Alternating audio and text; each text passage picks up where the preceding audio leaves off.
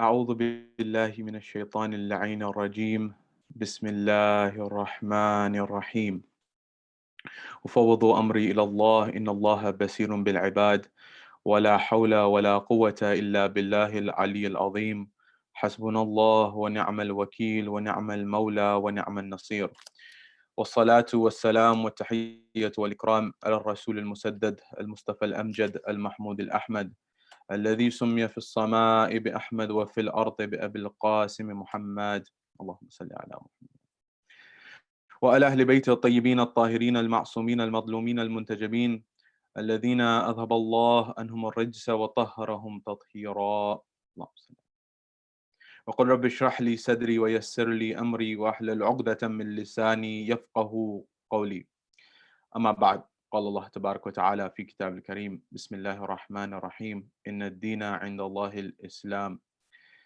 صدق الله العلي العظيم زينوا مجالسكم بالصلوات على محمد وآل محمد اللهم صل على محمد وآل محمد.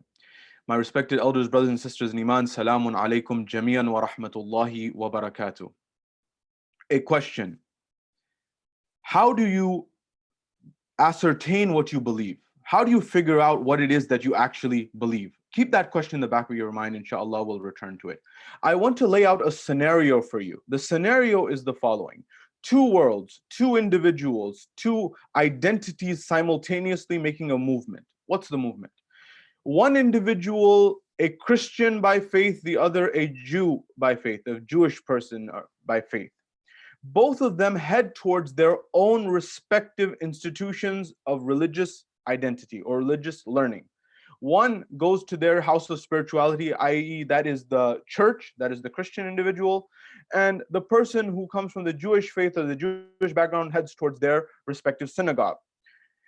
As this movement goes, when they enter into their respective houses, you notice two worlds at odds. What are these odds? You notice at one moment that individual who may come from a Christian background, when they enter into the church, at that same moment, they remove their covering on their head. They remove their hat for the male, for example. They remove their cap. At the same time, someone from the Jewish faith who enters into their synagogue actually simultaneously places the yarmulke or their hat on their head as they enter into their temple or their house of worship. Now, the question which emerges from this is, what just happened? And why did it just happen? If you ask the Christian individual why they did what they did with respect to removing their cap, and you ask the Jewish person why they did what they did with respect to placing the yarmulke on their head, they will have interesting answers. And these answers are worth investigating. So if we ask, for example, the Christian individual as to why it is that they removed their cap when they entered in the church, you may find that they say it is out of respect. Out of respect. Now, if you go to the Jewish individual who just entered their synagogue and placed a yarmulke on their head and walked into their house of worship, and you ask them, why did you place something on your head? And they will look at you and they may very well say, out of respect. Respect for what? Respect for the institution, respect for the religion, respect for the sacredness, respect for the spirituality that may exist within the entity as they believe, for example. How is it possible that two individuals trying to achieve the same goal of respect of their church or the institution have two very different ways of going about it? One is removing, one is placing. You could have very easily imagined that you could take the example of the Jewish individual and replace that with a Muslim. Many Muslim men, when they go towards their mosques to pray, they actually put a cap, a kufi cap, or they put a hat or some type of covering on their head when they go towards prayer, when they go towards the mosque. The question that we're trying to analyze at a higher level is, why is it and how is it possible that two individuals, or indeed great nations, or indeed communities, societies at large, can see things in a very different very different way, even many times when they're looking at what they perceive to be the same thing? We have been discussing in our analysis, and we began a conversation yesterday on the topic of Islam and modern society, ethics, philosophy, and spirituality. talking about this idea that when I study philosophy, Islamic philosophy, philosophy in particular, in line of the teaching of the Ahlul Bayt, it helps me to get clarity of thought, clarity of mind, so I can make the right decisions. And then the next level is ethics. I adopt the right traits to implement in my life, so I have satisfaction and tranquility in my life. And the third is the kernel, the ultimate goal of having spirituality, a higher sense of being, a higher sense of purpose, a higher sense of consciousness, a higher sense of mindfulness. All of these elements are part and parcel. What we're discussing today is looking at how do we ascertain, how do we actually figure out what it is that we believe? Are our beliefs, are they based on rationality? Are they based on insight? Are they based on other people's opinions? What are they based on? How do we derive them? And based on this discussion, we begin to analyze and see how do the different views in society actually emerge? Why is this important? This is extremely important when we discover many conversations. One of those conversations is Muslims in modern society. And how are these societies? Is there a difference between the two? Is there a convergence or a divergence between the two? Meaning, are the two societies going in different directions, or are they compatible with one another? That's what we want to look at. So the first example that I gave in the onset was this idea of two people, the Christian and the Jew, or for example, the Christian and the Muslim. They may go about achieving one ends, but in two very different ways. And this is an interesting example to look at our world and our society. How do we analyze and how do we ascertain what is truth? What is reality? How can two individuals see things and two communities and two nations see things differently? What may emerge from this conversation is an understanding about and with respect to how our mind actually makes decisions. Allow me to give an example. In psychology, there is a phenomenon known as cognitive bias. That is, due to certain factors that you and I may not be aware of, they may be hidden factors, or at least they may be factors that we're not aware of, we may make certain decisions that we may not have made otherwise. An example to clarify the matter. I remember I was walking down the street in London, uh, perhaps last year, if I remember correctly. And when I was walking down, this happened on several trips, but one of them stood out very particularly. I was walking down the street with some friends and I saw a particular restaurant. And I noticed something about this restaurant. It was, I believe, an Indian restaurant. And in this restaurant, there was a big line actually outside of the restaurant. It was about a block long. But what was interesting is we were actually not intending to go to the restaurant. We were just walking by. As we were walking by, it was very interesting to notice when you peered into the restaurant and you looked in, you noticed that it was actually relatively not that full. It was relatively empty, in fact. And yet there was a very long line outside of the door. Now, there's a few ways to look at this scenario. One may argue, for example, the restaurant may say, as an example, that, well, a lot of these tables are already reserved. There's people who are going to come later. They've already called ahead. They will be here at a certain time. Therefore, the restaurant looks and seems like it's relatively empty, but there's actually, these are for people who will be coming in a few moments, an hour, whatever time. They're reserved seating. That may be one perspective. Another perspective is that this actually may be something called artificial scarcity, meaning people have understood, psychologists and also practitioners have understood that things that are scarce in nature, that is, things that are not readily accessible very easily, are more desirable in society. What's an example of this? An example of this is clearly gold, for example. The value of gold in an economic sense is derived from its scarcity, or at least its perceived scarcity. That is, that how rare it is in society. There's only a certain amount, and there's not a more amount available. That is what essentially makes gold a scarce asset and gives it a value. If it's rare, it's perceived as limited, and therefore there's only a certain amount. If there's only a certain amount, therefore what amount there is, if someone possesses, must have more value. So sometimes there's real scarcity and there's perceived scarcity. Going back to the restaurant example, it may be the case that there are reserved seats, or it may be the case that the restaurant wants to have a line outside so that people who pass by draw their attention to the queue, to the line, and say, hold on a minute, this is a big line, and it must be a reason why people are actually standing in line. And we perceive that because people are standing in line waiting, this must be something that is necessarily good. I gave the restaurant example, but this example happens every single day in various facets of our life, including at the shopping mall, at buying consumer goods. We think for a moment that if something is scarce, it must be good. If something is expensive, it must be good. Whereas data and behavioral science, psychology, economics show that that is not necessarily always the case. Many firms, many companies, especially luxury product companies, they actually create artificial scarcity by saying a very limited supply. There's only 50, there's only 10, there's only XYZ, very small amount of these made. Now, someone who's in this business or this space may be saying that I may be exposing all of the tricks. What my goal here is not that. My goal here is to help understand what are the various perspectives of reality. And understanding that perspective of reality, that same company that creates a shoe that is very rare, for example, could very easily produce many more of those same shoe. But if they did produce many more of that same shoe, the scarcity would go down. And if the scarcity goes down, then the perceived value goes down. Why do I say this? In understanding how we make decisions about our world, one thing that we must understand is the concept of epistemology, which is a fancy term for a simple concept. And that simple concept is, how do we get our knowledge? How do we ascertain what is truth? How do we actually assess what is reality? How this works in the Islamic framework, for example. How is it that we know what we believe to be true? The Quran, the Ahlul Bayt, for example, all of these teachings, there is a process through which it goes in order that we are able to ascertain this as truth. The same is true with respect to how we analyze the world. I should be 100% transparent here. The way I analyze the world is based on my background as well. For example, I come from a world where I've done my undergrad in economics, mathematics, computer science. This informs how I see the world.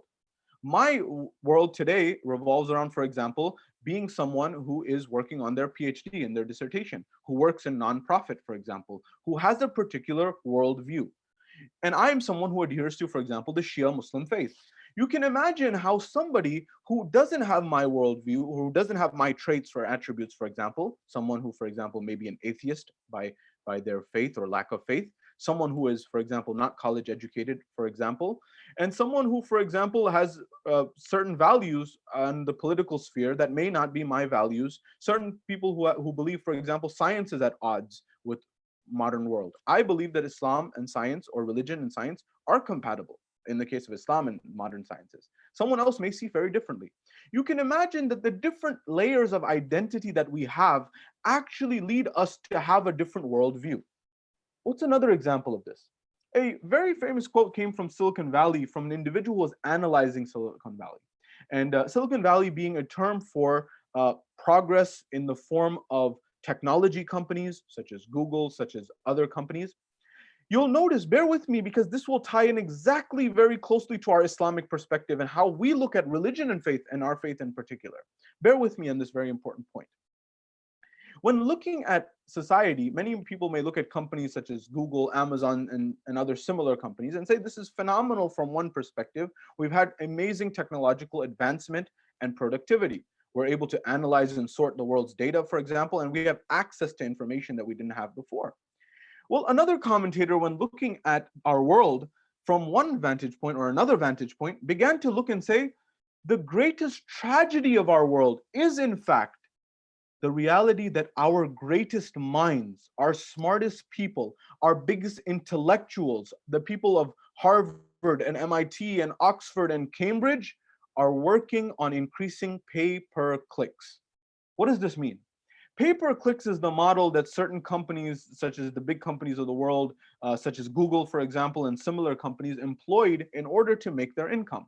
Now, many times when you and I think that a company has free services, you need to be skeptical of that. Why? Because many times you are the service. Your data may be that service that the company provides to others. And so what was happening was, in order to make marketing companies and businesses actually efficiently use their funds for marketing, the pay-per-click model emerged, where people were able to actually target the exact people that they were trying to reach in terms of their funding. Bear with me here as well. There's an old saying in marketing that 50% of your funds spent on marketing is working and 50% is not. 50% is working and 50% is not. The challenge is you don't know which percent is which side is working, which side isn't. When data emerged, that is our data about what our interests are based on what we search on Google and what we search on Facebook and Instagram and all these different platforms, we get a profile. And people who understand, companies understand this profile, and they're able to target individuals. This individual was saying, our greatest minds are working on increasing revenue and making money. This was their viewpoint. The argument he's making here is that our greatest minds should be actually working on something else, as this commentator is saying. What should they be working on? For example, they should be working on our bigger problems, the biggest problems of society. What are those bigger problems? They would say, for example, eradicating poverty. Why aren't these greatest minds going towards eradicating poverty?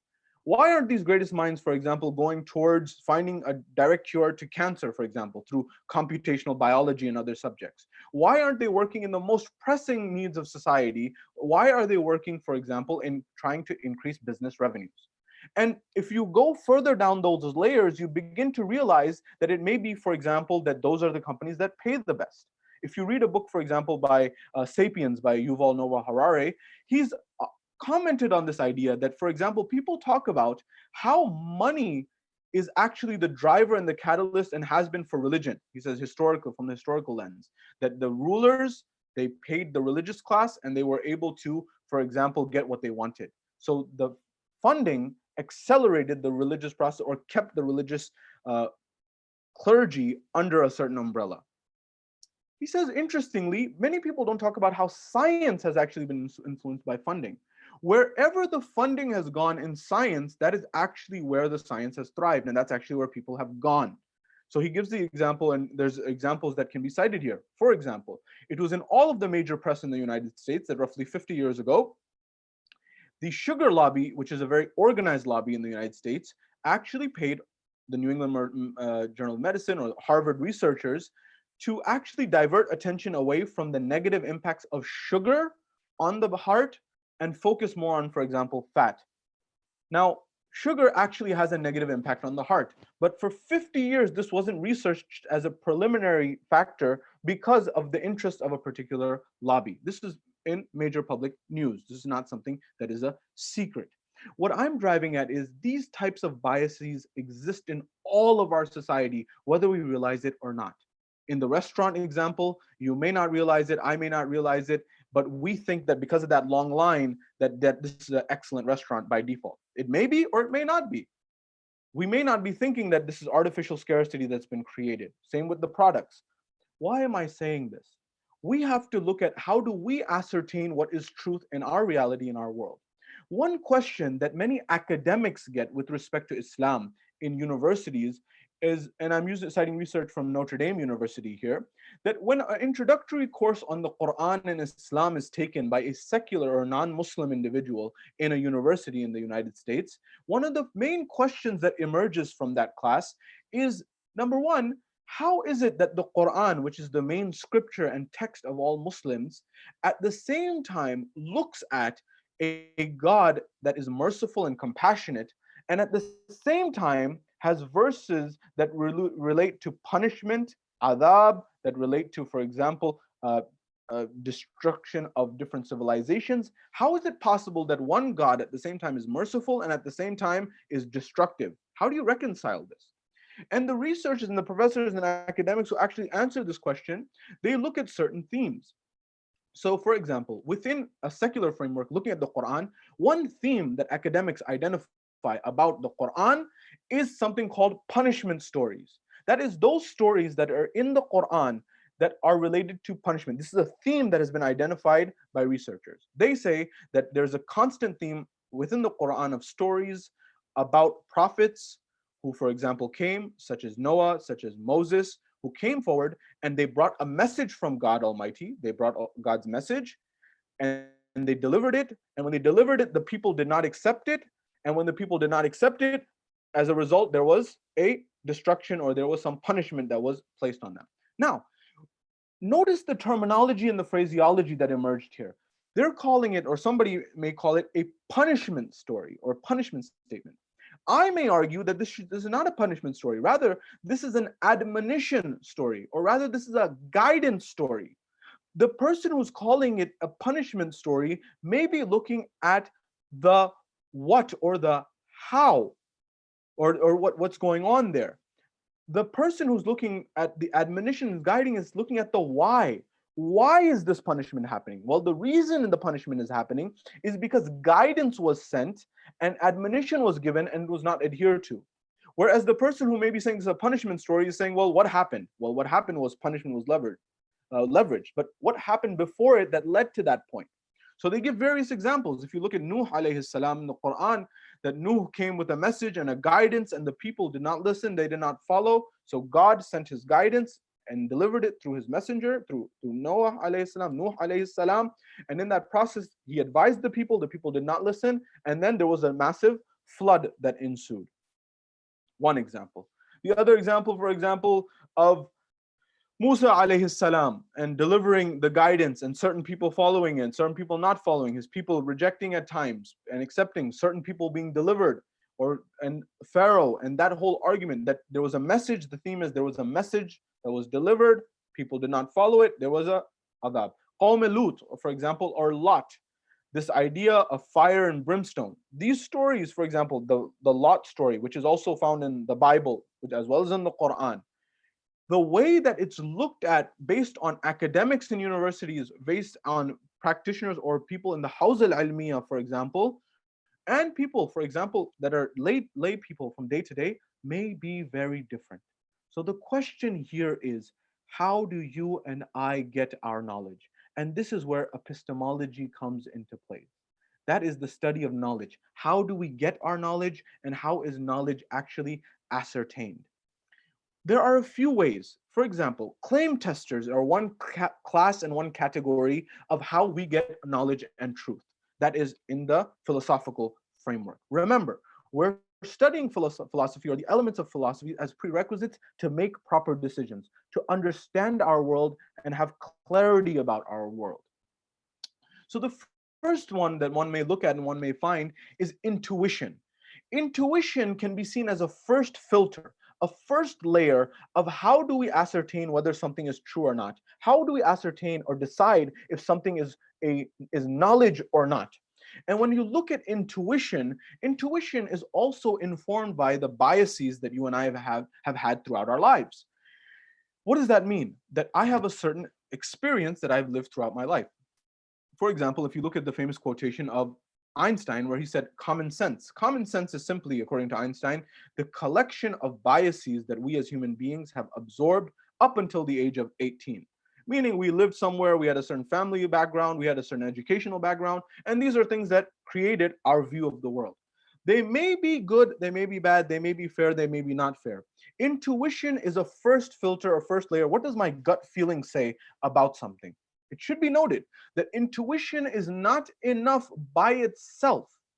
That means that I must look at other layers of the equation. Intuition is a starting point, it's not the end all, it's not comprehensive. Number one.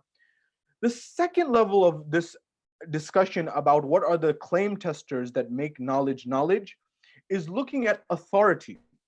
Authority refers to experts. What have experts in this field said about this subject? For example, dealing with the coronavirus, dealing with this environment that we're existing in today, we have a world in which there's people who are saying that we should open up societies, open up towns, open up our cities, and no longer should we be concerned about, for example, these lockdowns, we've had enough, we need to make money, we need to take income. They may have a fair argument on one side. There may be other people who are, for example, the experts in this field, who are people who are epidemiologists, for example, people who are experts in diseases, people who are experts in the study of viruses. These people may come forward and say, well, the data shows, the science shows, and the research shows that in fact, it's not the time to do that, as an example. And we would listen to these people because they have expertise and they've dedicated their lives to these matters and these subjects. The second level is authority, people who have dedicated their lives and understand this concept better than others. There's another layer, which is the third layer of logic. Logic is rational deduction about how I see the world and how I understand things to be the case, based on a proof methodology. And finally, there is actually evidence, the fourth level. Evidence is actually, for example, what you and I would call research papers, looking at the data, looking at the analysis, looking at the world. Now, giving all of these things, I'm going to make it all real with one example very quickly. And that example the same way there's epistemology in the secular sense, there is epistemology in the religious sense. That is things such as burhan, logic, rational reasoning, things of this nature. I say this very importantly because in the early days of Islam, there was a conversation and there was a discussion about the Mu'tazilites and the Ash'arites, the Mu'tazilis and the Ash'aris, the Mu'tazila and the Ash'ara. These were two groups, one group arguing for predestination and one group arguing for free will. The predestination argument was saying that everything in God's realm has been predetermined. That is, that I don't make any individual decisions on my own. Everything that I do, I pick up a cup of water, I walk, I talk, everything's been predetermined by God. It's bound to happen. The other level of the analysis were those people who are arguing that we have complete free will, meaning that I can make a decision whatever way I want to, and God does not mandate anything upon me. It's total, complete free will. Why is this conversation so important? You can realize the way you see the world, the way you see reality has an impact on how you live in reality. For example, there is a theory that the predestination argument that everything is predetermined was actually self-re-engineered, or it was actually systematically re-engineered in order to legitimize the role of people who are governing and ruling. How? If someone is in power and ruling over a state, ruling over a land, for example, think of, for example, Damascus or the Levant or Sham, for example, in the Islamic Empire. This person is in power. How do they legitimize their power? Because they may not have gotten it through the Prophet. They may not have gotten their position through the Imams. They may not have any religious form or validity to have their belief system. So what do? They use religion in order to meet their ends and stay in power. How do they do this? They hire historians, they hire writers, they hire traditionalists to say and create a narrative. That narrative may be along the lines of, well, everything has been predetermined, number one. The entire world, entire existence has been predetermined. And if everything's been predetermined, that means the ruler who's in power right now has been predetermined by God to be in this place because it is in God's knowledge. So everything is predestined. God has knowledge of everything. If God has knowledge of everything, God has knowledge that this ruler who's in power right now was actually going to be in power. Therefore, this person is ruling by divine order. And if the fifth level, if this person is ruling by divine order and you speak out and revolt against this person, then by deduction and analogy, and you go back to the beginning, if this person is ruling with God having knowledge and God's predestination, then you're revolting not against this ruler, you're revolting against the knowledge of God and the power of God and God's decision. And that is punishable by sometimes in death. You can see how this narrative would actually legitimize the undertakings of a tyrant, of a person who is, for example, the likes of a tyrant who did a butchered and did a tremendous atrocity. Let's take Karbala, for example. If you take that example, somebody may come forward and say that because everything's predestined, Allah knew what was going to happen to Imam al-Hussein alayhi salam, and he was fine with it. You can see how problematic this view is in many sense of the words. It would also, in our secular world, legitimize what someone like Hitler, for example, did. You see that there is a balance in society. That's why when our Ahlul Bayt alayhimus salam and the Imams of Ahlul Bayt alayhimus salam were asked about this matter, such as the sixth Imam, they were asked, what is our position with respect to the predestination and free will argument? They said very clearly, it is al-amr bayn al-amrayn. It is the matter between the two matters. That is, that certain aspects of our lives are predestined and other factors and other matters of our lives are free will. We have the free will in terms of many aspects of our lives, such as, for example, the school we choose to go to, the job that we, for example, choose to do many times, the work we do, the how we spend our leisure time, how we spend our time in general. And there are other things that are predestined that are perhaps beyond our control. For example, what family I'll be born into, for example, what time and space I'll be born into, what zaman and makan I'll be born into. These are things that may not be in my hands and my control.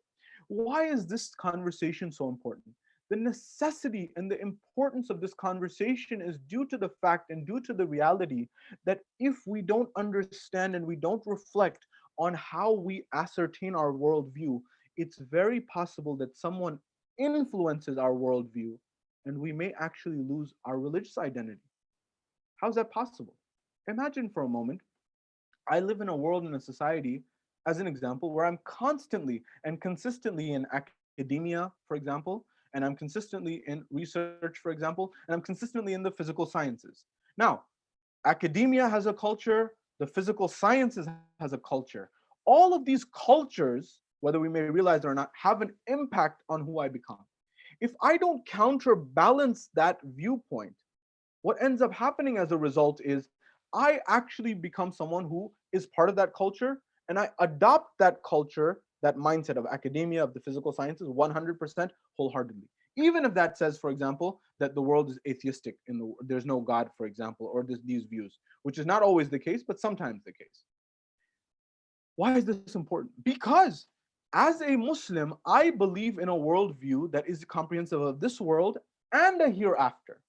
And if I don't incorporate the hereafter, I may be at loss in the hereafter. What that means is that I'm not only accountable for justice in this world, I'm also accountable for the hereafter. So, if I, for example, decide to spend my nights in vigil, I decide to spend my night in ibadah, in worship, in reciting the Quran, that is not a waste of time to me. Whereas that may be seen as a waste of time to someone who sees the world in a different way. The point of this conversation was to actually invite you and I to look at what are the sources of our knowledge. How do we get our knowledge? Are we getting it from the right places? And if we're getting it from the right places, is it comprehensively correct, or do I need to counterbalance that with another narrative? It may be, and I have seen this example in my travels many times in my lecturing career throughout the globe, wherever I may be. And many speakers have told me this as well. And this example is very pertinent. I cannot tell you about how many young people I know who were going to the mosque, who were going to religious gatherings, who were part of the culture and the religion of Islam and the Shia faith. And for example, they got into med school, they got into engineering school, they got into whatever university they got to, and it was out of town.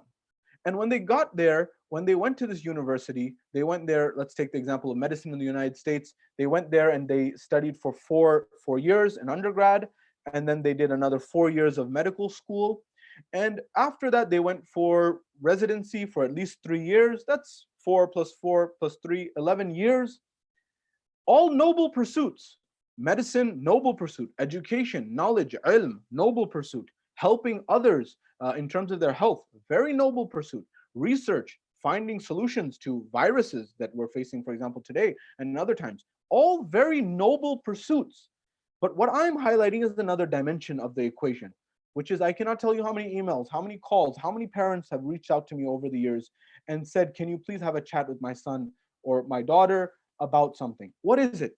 They said that my child was a very religious child, was a very spiritual child, was a very ethical child, was perfect. But they went to university. I say, university, that sounds wonderful. It illuminates the mind. It's fantastic in so many dimensions. Well, they say, well, it's not exactly that. Well, they spent 4 years in undergrad, 4 years in med school, 3 years in, for example, undergrad, in a fellowship, for example, or residency. By the way, I'm just using this example. You can very well apply this to engineering or law or many other fields. This is not to be a personal attack on anyone in those fields, by the way. I want it to be very clear. I mean, I could very well use the same application on myself as well. The point that I'm driving at is many people don't realize is they were in one environment before that, but they got separated from the mosque. And they were there for sometimes up to 10 or more years away from the mosque. And those parents think that the child is the same child, their child is the same child that was there the whole time during those 10 years, but they don't realize that they've changed. Dr. Dan Gilbert at Harvard University has done studies on this, and he's found that over a 10-year period, we as human beings, we change dramatically from how we were 10 years ago. If I am someone who's at one stage in my life where I'm 30, 10 years ago, I was a very different person. 10 years before that, I was an even more different person. 10 years from now, in the future, if I'm here, I may be very different. But what he said was interesting is we actually heavily underestimate how much we think we change. We actually think we're pretty much the same. And there is some truth that we do say stay the same, but we also change drastically. What's happening is many of our youth are going off to university, and in that process, when their parents come and tell them, they say, "My son, my daughter, my child, I want you to come to the mosque. You know, now you've gotten your education, everything's wonderful, you've done great, you've been very successful.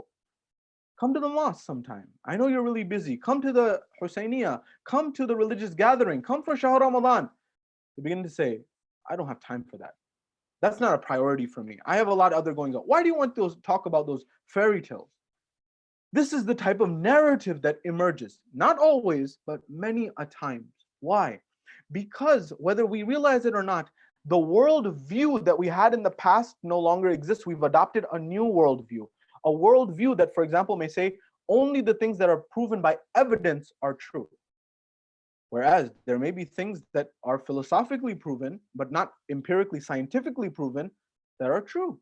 But we don't see it that way. That's why we may be losing many youth, or many of not only young people, elders as well. I cannot tell you how many people I've spoken to who would be perceived as elder in society, who have these doubts, who have these questions. And it's not a problem to doubt, but if you doubt, you should also seek out the answers, and the answers are there. Try to understand what is it that helps makes you think what you think, what makes you see what you see, what makes you actually believe what you believe. And you may find there are cognitive biases in these things. And that is why we need a higher being, Allah subhanahu wa ta'ala, through his messengers, through his prophets, through his imams, those guides, in order to relieve us of our cognitive biases. This is what Rasulullah did. Rasulullah, when he invited people to Islam, he gave them the message and he said that stop and pause and reflect. Why are you living your life in idolatry, worshiping idols, which you could break them yourself if you wanted to? How are you believing in these stone products that you created yourself that will actually break if you want to break them, that you are more powerful than them? He was opening their minds to look at, where are you getting this from? Stop and pause and reflect on reality. And number two, he was saying, why this class system? That why should you say that certain people are born to rule, for example? He was saying no. He was saying that, for example, everyone has an equal right. There is no difference between, for example, the rulers of Quraysh or the Meccans and the common person such as Bilal. He said the only differentiating factor is taqwa. This was a worldview. So the idea that we're purporting here is through philosophy, clear thinking, through the proper traits of Islam that lead us to this combination of philosophy and ethics, leads us to spirituality. There is a worldview that we can actually make the world more harmonious, but that starts with understanding why we think what we think. In the next level of conversations, we'll begin to start to talk about what are those things in particular so that we understand that. What are those traits that we can adopt, such as knowing ourselves, such as understanding, man arafa nafsahu faqad arafa rabbahu, qad arafa rabbahu. The person who understands themselves understands their Lord. This was also something, by the way, that the ancient philosophers looked at. Know thyself was written in Greece in the academy where Socrates was. That was written there, know thyself. So how can we know ourselves so that we can know our Lord? But we need to understand where are we getting our knowledge to have that conversation. I hope and I pray that this has been a fruitful conversation for you and you understand how important this is to chart the future of our community and our society. Inshallah, we'll continue this, life permitting, tomorrow, and we hope to see you again. Wa akhir da'wana alhamdulillah rabbil alamin.